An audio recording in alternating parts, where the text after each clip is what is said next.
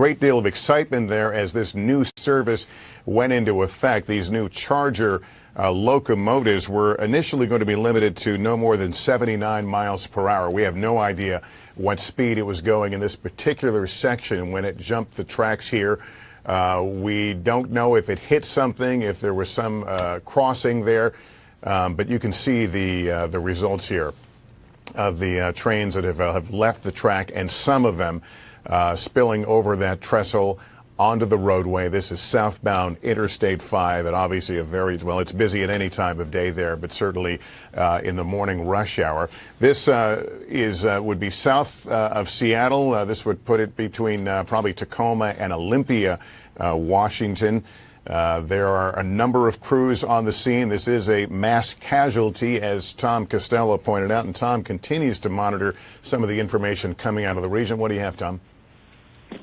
Well, again, to reiterate, this was train 501, and it was this brand new 14-mile stretch of track, we believe, from Tacoma down to Olympia. At this point, the information is sketchy. We don't have a number of people who may be injured or potential fatalities. We do know that they have multiple fire rescue and ambulances moving into that location and already on the scene.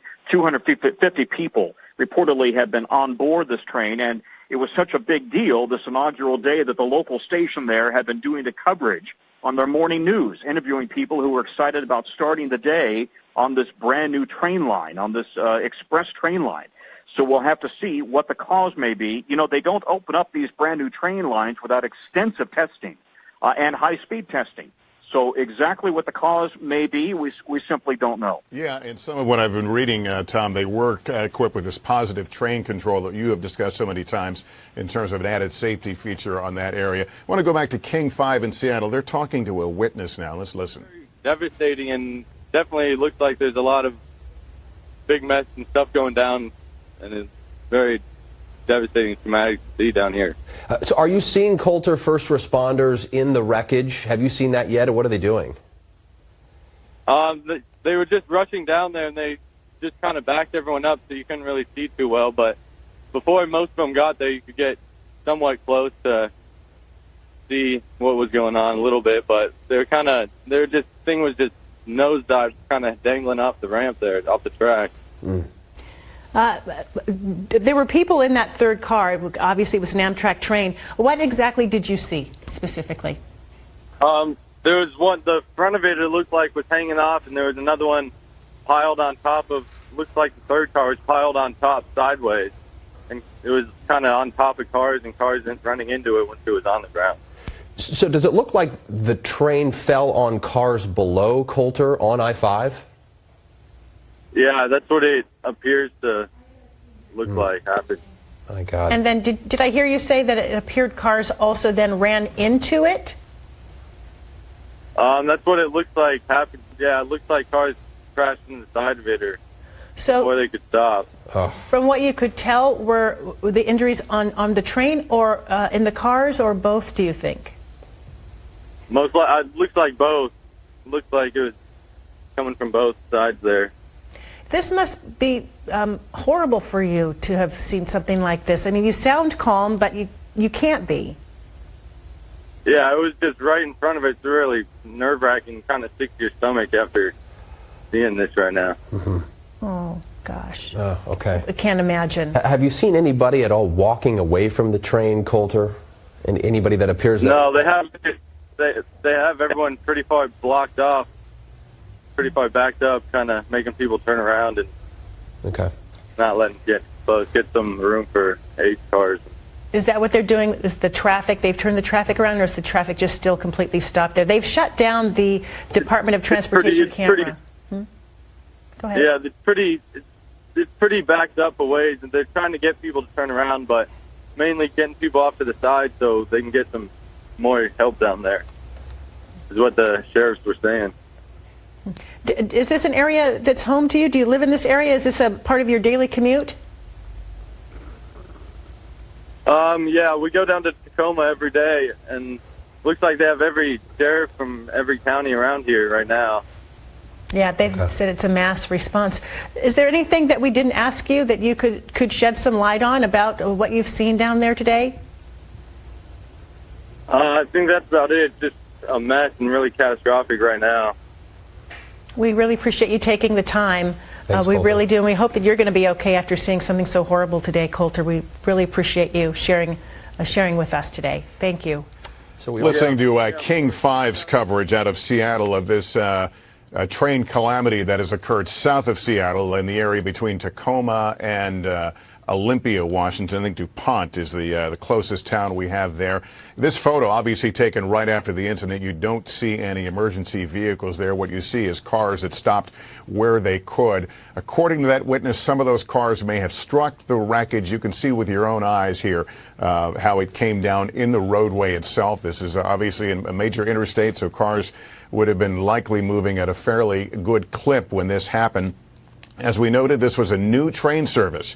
In fact, King 5, the station we were just listening to a moment ago, one of their reporters was actually on board that train and got off, obviously, prior to the impact, and it described excitement on the train.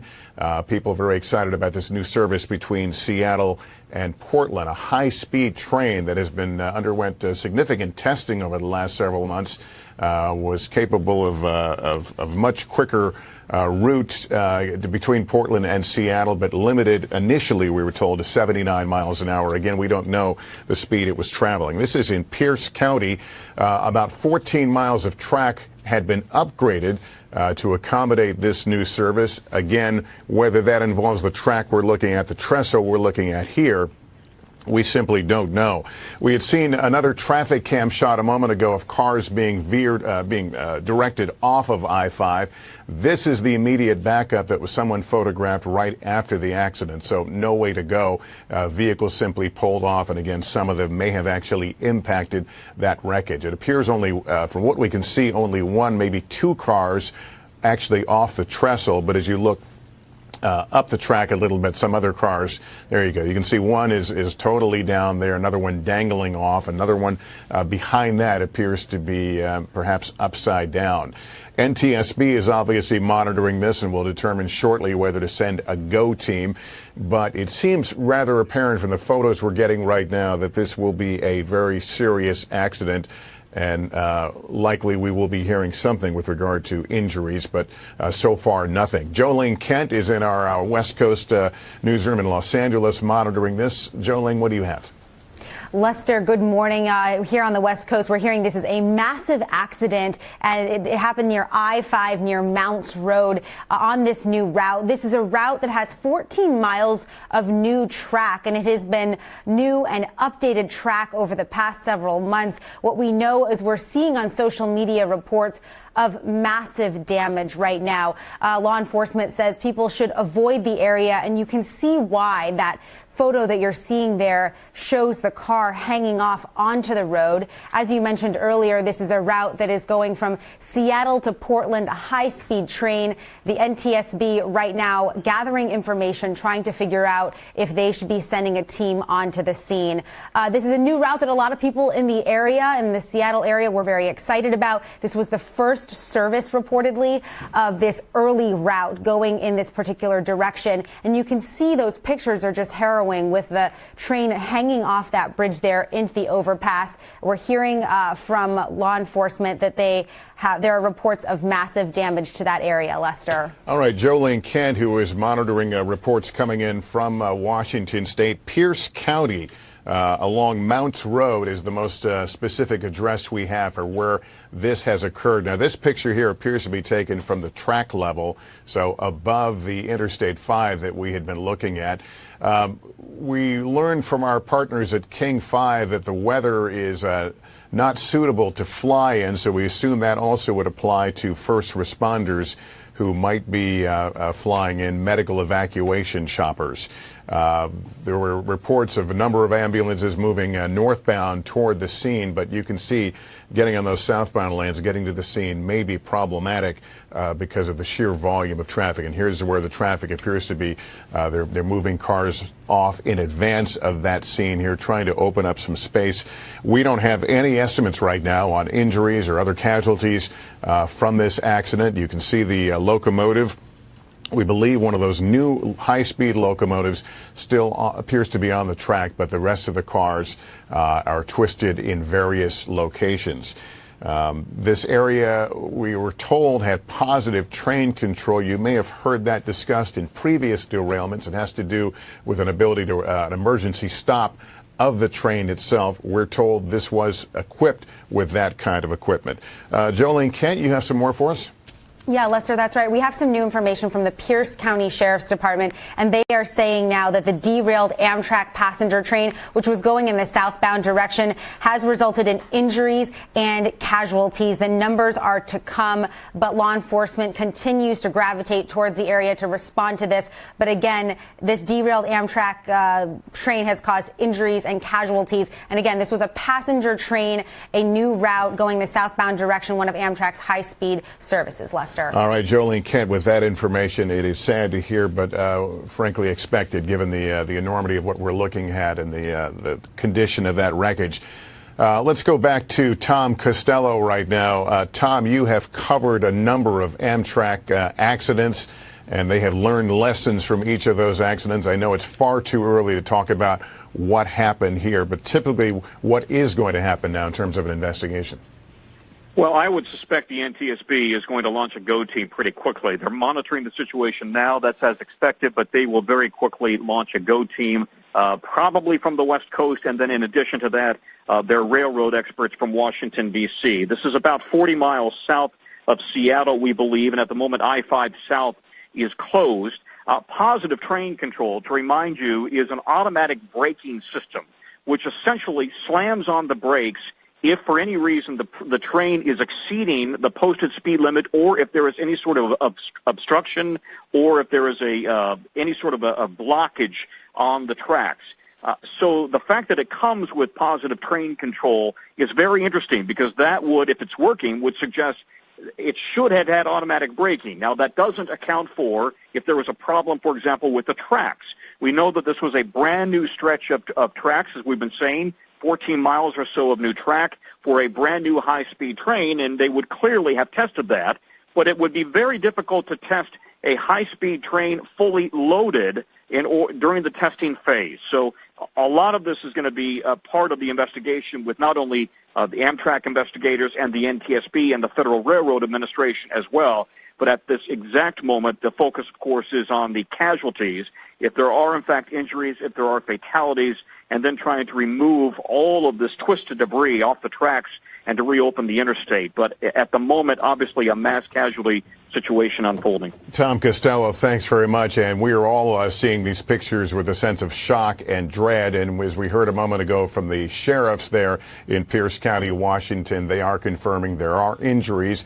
No numbers, no word on the severity. But again, the pictures speak for themselves that this is a very serious accident. We want to update you again. If you're just joining us, train 501 between Portland and Seattle, jumping the rails on this overpass or trestle. Some of the cars coming down onto the roadway.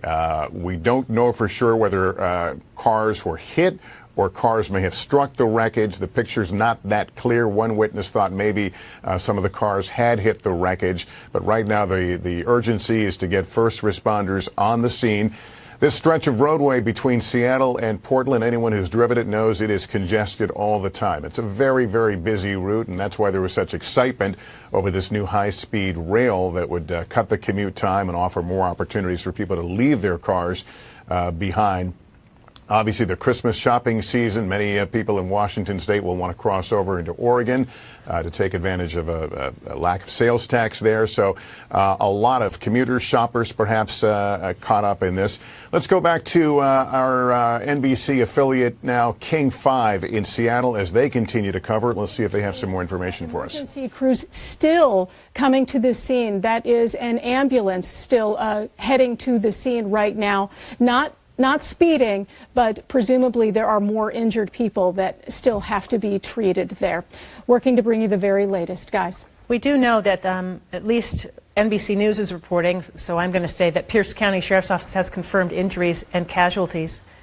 And we also now have it confirmed that there are injuries in this and casualties. We just don't have numbers for you, but we do know that people have been injured in this and rushed to the hospital. So we're, again, waiting for more information about that. And also, Alex Rozier, we know, is very close to the scene, and we'll talk with him live. And he, again, was on that third car that went off the tracks and then transferred trains, as he was reporting on these trains in the expanded route of Amtrak this morning. Just incredible, eerie to look at these pictures. Jake? Yeah, Joyce, I want to get here to the Surface Hub again, because here's where we're sort of piecing this together. This is, as you mentioned, a brand new service from Tacoma to Portland, and here is essentially where this crash happened, okay? This is right here at that overpass, I-5 southbound. Here is the straightaway, long straightaway, all the way to this point. And as I zoom in here, you can see that this is the first curve that these tracks or this engineer would have encountered for several miles. And so this is, it was traveling southbound here. This is what you're looking at, this very curve right here. So as we were presuming, there is actually a dip in the tracks there.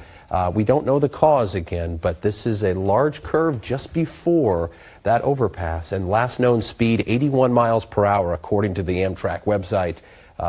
As Joyce had mentioned, no word on the number of casualties, but Cam has noticed a lot of emergency vehicles traveling away from the scene, northbound, presumably lights, sirens, taking people to the hospital, Joyce. We now know that at least some good information there from being taken to Madigan. Some useful information from King 5 there about the layout of the track with regard to the interstate there that may offer some texture as we try to find out what happened. Right now, the larger issue is getting help to those who need it, and we are getting some updates now, not only from the local sheriff, but Amtrak, I understand. Let's go back to Jolene Kent in our Los Angeles newsroom. Jolene?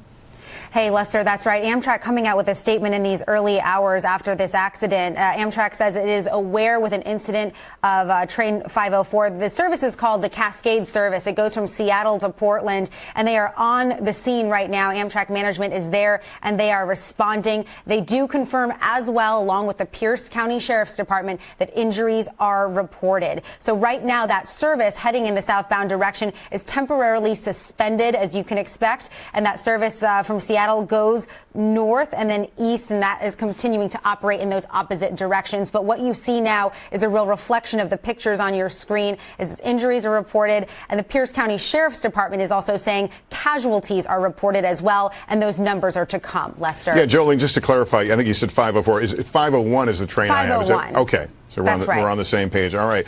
As we continue to try and get new pictures from the scene, as you can imagine, those people who were there, hopefully some of the folks there have offered whatever assistance they can. But the first responders obviously trying to get to this scene. And as we said, it is not conducive to flying helicopters right now. The ceiling was simply too low. A lot of cars to get through. We know they have been diverting traffic off that southbound 5. And you can see from the radar picture there, it continues to rain in that area. The area we're talking about, you see Seattle on the map. If you come on down, it would be in the Tacoma, between Tacoma and Olympia, roughly, so south of the Seattle area. But it looks like the entire state getting a soaking today. We want to go back to Tom Costello right now. Tom is also monitoring this. He's on the telephone. Tom, what else have you learned? Well, I think we're just very much dependent now on local authorities to give us an update. When you've got this kind of a mass casualty situation, all of the information is, in fact, going to come from the local fire department and the sheriff's department there. In the meantime, the NTSB is obviously beginning to move. I would expect a formal activation very quickly. Federal Highway, let me say that again, Federal Railroad Administration will probably be responding. Anytime there's a major incident involving loss of life, they respond. As well, of course, as Amtrak. So this is very early moments, and the federal response at this moment is very much dependent upon what the locals are saying. Now, a state DOT spokesperson is confirming that there were 75 people on board the derailed portion of this train. We did have our local affiliate saying that there were 250 people in total on board this train. So I'm not sure if that DOT spokesperson is referring only to the cars involved.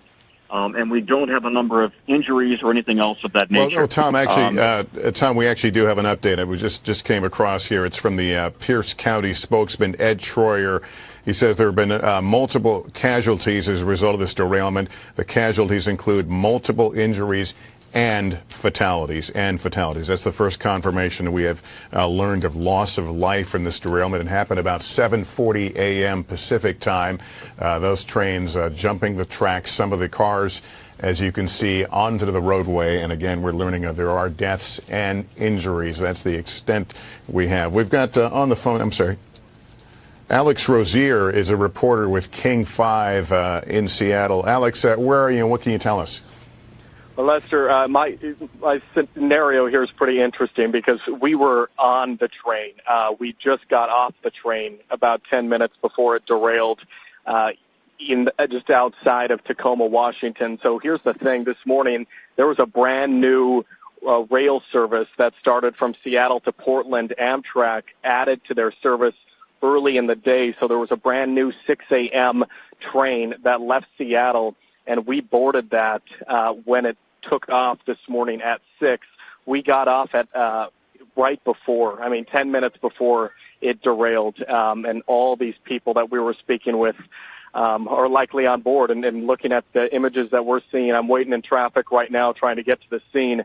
But looking at the images that we're seeing here, it very clearly appears that the car we were on is the car that derailed here for many of these people that were headed potentially to Olympia, which is the capital of Washington, or to Portland, Oregon, here on the train this morning. So there would have been several stops along the way. When you were on, did it appear that every seat was virtually filled? It picked up as the morning progressed, and yes, there was a wide variety of ages. And the thing about it is that along with the people who were making commute to Portland this morning, maybe potentially for business, there were also a number of rail enthusiasts because this was a big day for Amtrak. Every single passenger got a little commemorative lanyard that they could wear announcing today as the first day for this new service. So there were many rail enthusiasts who just wanted to be a part of that historic moment. So essentially, they added a brand new train station in Tacoma, Washington, which allowed them to expand their service. And this morning was the debut of it. They had 14 miles of new upgraded track, as they call it. And we don't know if this portion where they derailed was of that 14 miles of new track, but obviously there was something that went wrong along the way to cause this morning. Yeah, and Alex, as you're speaking, we just put up a photo. It's our first close-up shot of the wreckage, and we can see one car that appears to be upside down, totally on the roadway, another on top of it. So this is our first most graphic look at the scene of the devastation there. Alex, did you get the sensation of speed? I know this is touted as a high-speed train. Did you get a sense that this was different than any other train you'd been on that route? Well, yeah, one of the things that they had been talking about, all the Amtrak officials, all the Washington Department of Transportation officials that we spoke with had all said that this train cut down their time. It was going to be a 3-hour and 20-minute train ride to Portland, which is the fastest that it has been since they've started their service. I think it was a reduction of only about 10 minutes, but it still was faster than their previous service. And just the fact that this happened on the first day, the very first train, is just quite shocking. And Amtrak and both the Washington State Department of Transportation have a lot of questions to answer here in the days to come. Yeah, and just to be clear, you were on board. You were doing a story on this new service. Yeah, we were on board. We did live shots for our local broadcast here in Seattle all morning long, and we concluded those live shots at 7 a.m. local time, and we watched that train leave the station. And minutes after we concluded that live shot, minutes after we got off that same exact train, it derailed, and now we're looking at what you're seeing right here. Yeah, you're looking at it, and I know we're watching this tragedy unfold, and there are fatalities, but you're a reporter, but you're a person, too, who, avoided this. Can you just offer your personal thoughts for a moment, if you can? That's been the hardest thing. I'm shaking still. The reality is that, I'm looking at the images. We were on car 3, and that appears to be, from the images that I'm seeing, potentially the car that derailed. And we met a wonderful man who was talking to me this morning, just heading to work, and he leaves Seattle every morning for a town just outside of the state capital of Washington, just outside of Olympia, and he was on board that train. He was so excited about this new early service. We saw what appeared to be two younger people. You know, it's the end of the college semester. I mean, maybe these were college students that were heading home for break. Obviously, it's the week of Christmas. I mean, it's these people, many of them potentially heading to see family and friends. So it's just, it's heartbreaking, and without question, could have been us. Well, Alex, we're happy that you and your crew are okay. We appreciate your reporting, and we'll let you get back to your coverage. Appreciate it, Lester. Thank you. That was Alex Rozier from King 5 in Seattle, who, as you heard his story, he was covering this inaugural service on this Amtrak Cascades line, and it exited the train about 10 minutes before what you see on the left of the screen occurred. This derailment, one of the train cars completely off the trestle, onto the roadway bed of Interstate 5, another nose down on top of it.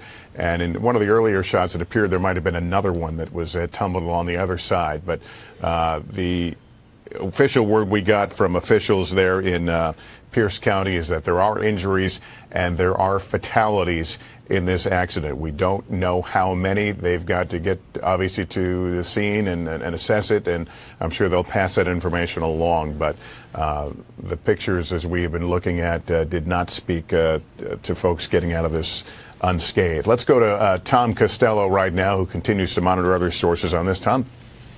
Well, let's just remind everybody what positive train control is, and that is the technology that is on all of these major fast lines, if you will, these express lines like this one in the Northwest.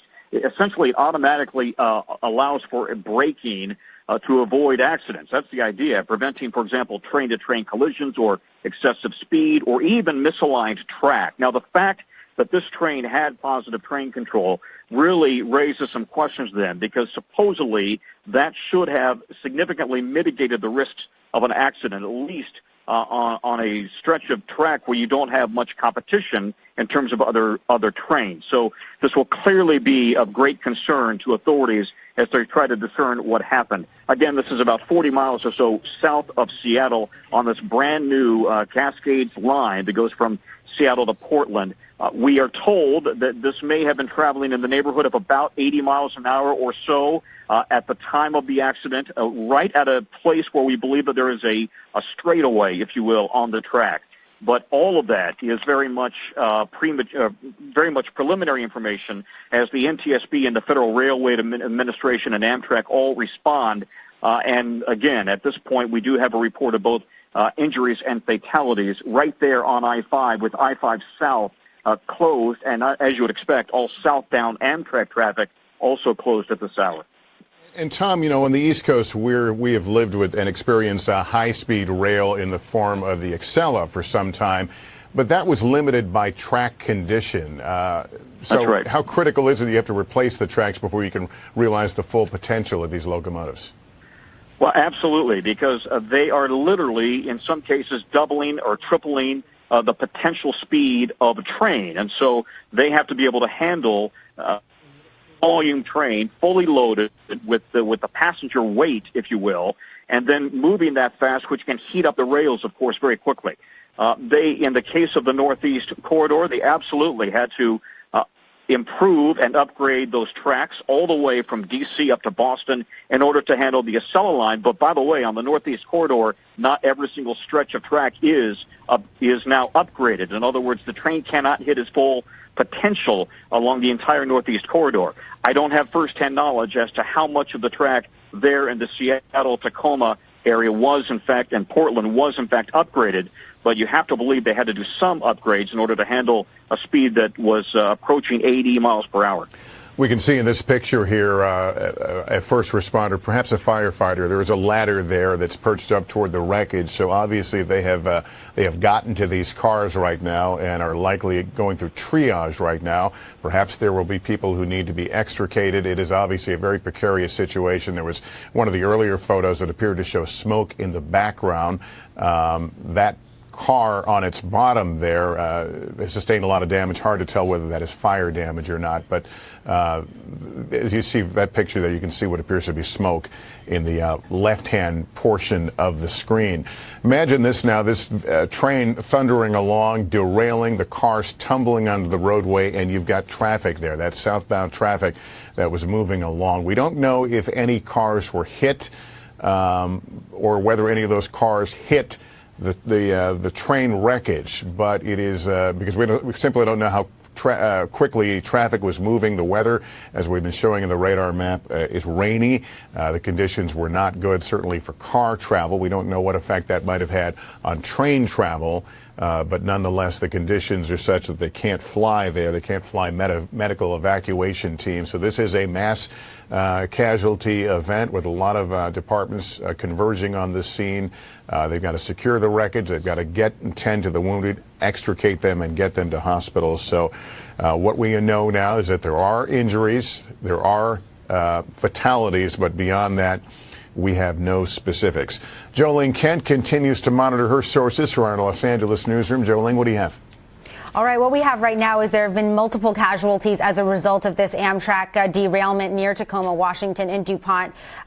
This was reported, according to authorities, around 7:40 this morning. This train was going in the southbound direction. There's no official numbers right now on exactly how many injuries or casualties that we're looking at, but we do know that I-5 going in the southbound direction, the highway that you see there, is also being suspended and closed down by law enforcement. And law enforcement also saying to avoid the area due to this massive accident. But right now we don't have any specific numbers. We do know, though, this was a new rail route leaving early this morning for the first time, headed from Seattle to Portland. This is a Cascades route. It's a commuter route as well as a scenic route for Amtrak. And you may be able to see in some of the pictures we're showing you here, it's a special kind of train there that's got sort of a gold sheen on it. It says Cascades on the side. It's a special route for Amtrak. But right now we know that first responders are on the scene. There's no sense of what caused this particular accident and no numbers yet on casualties or injuries. Lester. All right, Jolene Kent, thank you very much. If you were listening a moment ago, we were talking to Alex Rozier, a reporter for King 5,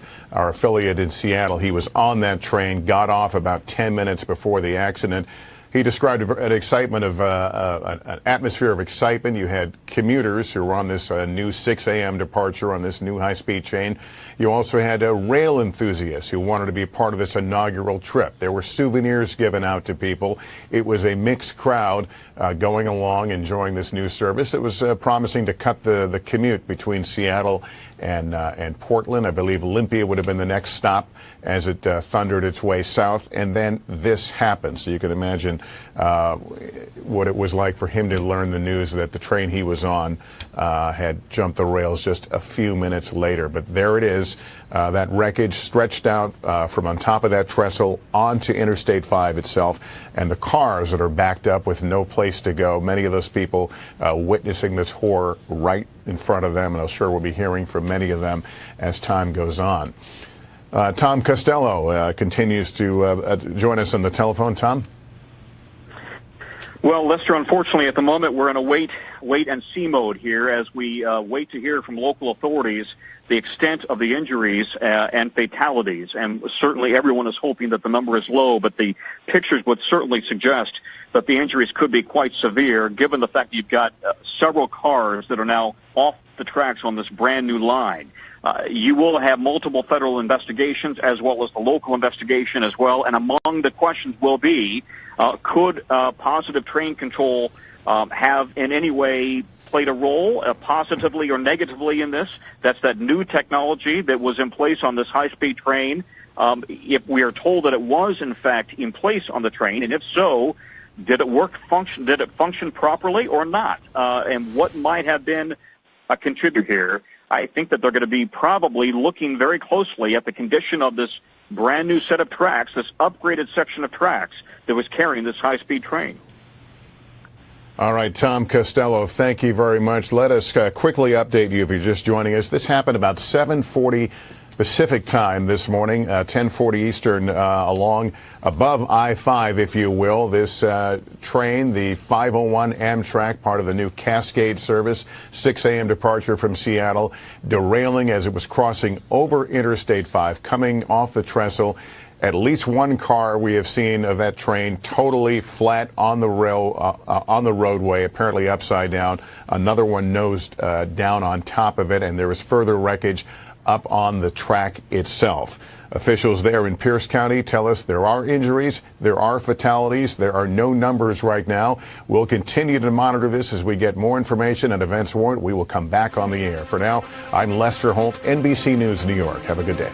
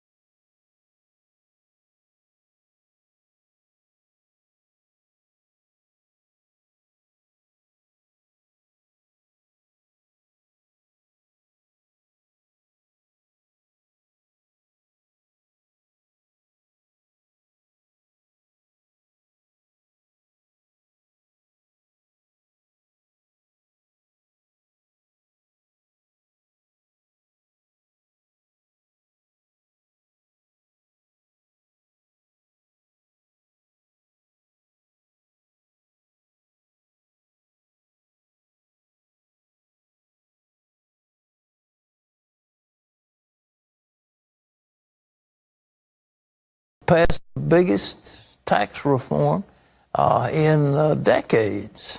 Well, the plan would be a big win for President Trump's agenda. Jenna Browder is in Washington to explain what it all means for you. President Trump says Republicans are just days away from delivering a big, shiny Christmas gift to the American people. This is going to be one of the great gifts